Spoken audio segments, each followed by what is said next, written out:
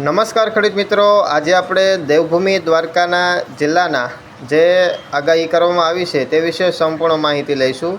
તો કે હવામાન વિભાગની આગાહી મુજબ દેવભૂમિ દ્વારકા જિલ્લામાં આગામી થોડા દિવસોમાં કમોસમી વરસાદની શક્યતા છે। ખાસ કરીને આજથી 8 મે સુધી પ્રી મોન્સૂન એક્ટિવિટી જોવા મળી શકે છે, જેના ભાગરૂપે ગાજવીજ સાથે વરસાદ પડી શકે છે।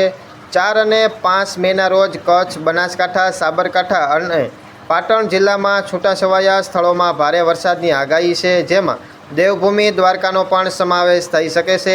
7 મેના રોજ દેવભૂમિ દ્વારકા જિલ્લામાં અતિભારે કમોસમી વરસાદની આગાહીને પગલે ઓરેન્જ એલર્ટ જાહેર કરવામાં આવ્યું છે। આ સમયગાળા દરમિયાન 70થી 80 કિલોમીટર પ્રતિ કલાકની ઝડપે પવન ફૂંકાઈ શકે છે અને વીજળીના કડાકા ભડાકા સાથે વરસાદ વરસી શકે છે। તેથી જ દ્વારકા જિલ્લાના લોકોને સલાહ આપવામાં આવે છે કે તેઓ આગામી દિવસોમાં સાવચેત રહે અને વરસાદથી બચવા માટે જરૂરી પગલાં લે। ખેડૂતોને તેમના પાકને સુરક્ષિત રાખવા માટે તાત્કાલિક વ્યવસ્થા કરવા પણ અનુરોધ કરવામાં આવે છે। તો ખેડૂત મિત્રો, આજના વિડીયોમાં આટલું જ। નવા ખેડૂત મિત્રો હોય તો ચેનલને ઝડપથી સબસ્ક્રાઈબ કરી નાખે। ધન્યવાદ।